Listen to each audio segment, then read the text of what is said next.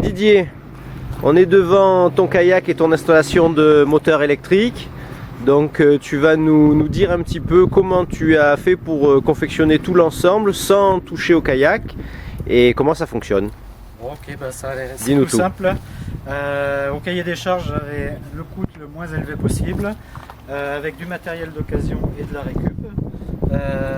Et puis faire très simple, parce que c'est pas le mode de propulsion principal, mais juste annexe.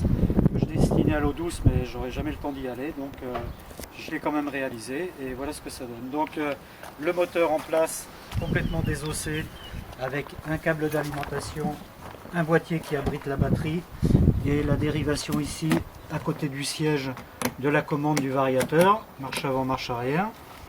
Les deux dérives du moteur, très simple. La commande se fait tout simplement par deux câbles réalisés dans du fil à linge imputrescible qui résiste à l'eau de mer même.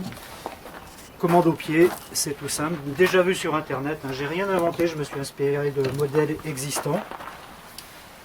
Et pour le relevage du moteur, très simple aussi, deux poulies à l'arrière, le taquet bloqueur. Le moteur se relève pour la mise au sec, on le descend en position pour le fonctionnement. Voilà, vraiment rien de compliqué, c'est très simple à faire, ça prend, si on s'applique, une journée. Et puis surtout avec beaucoup de matos de récupération, le moteur, la batterie trouvée en occasion sur internet.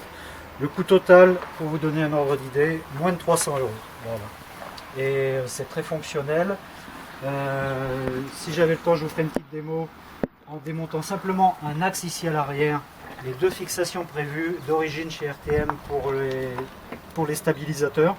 C'est tout ce qu'il y a comme point de fixation. Donc on ne touche pas au kayak d'origine. Si je le revends, il est absolument dans l'état, je n'ai rien transformé. C'était le but du jeu.